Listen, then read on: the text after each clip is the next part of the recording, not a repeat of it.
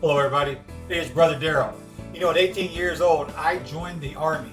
And once I got in the Army, I soon realized that if you could play softball, you could try out for the Army's softball team, for the bases softball team.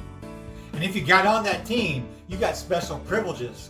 You got to travel around and play other softball teams at other bases.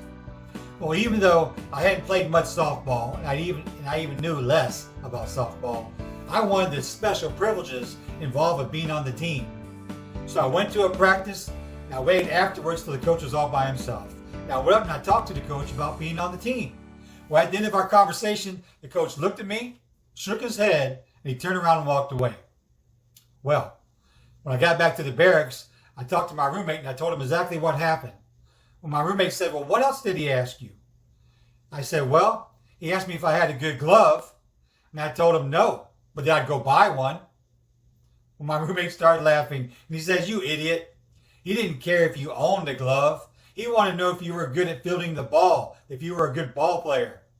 I go, "Oh, that's why he shook his head and walked away." You know, sometimes folks join the church just for special privileges or recognition.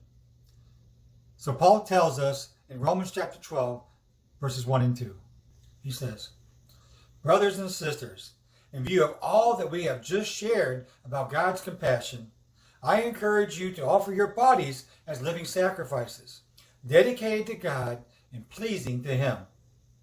This kind of worship is appropriate for you. Don't become like the people of this world. Instead, change the way you think. Then you will always be able to determine what God really wants, what is good, pleasing, and perfect."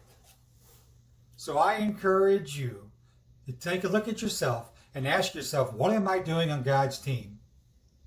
Then talk to Coach God and ask Him to help you, not to seek special privileges or admiration, but to have a good glove and to be a hardworking member of your local church's team, of God's team. That's all I got for you now. Talk to you in the next 2-minute message. God bless.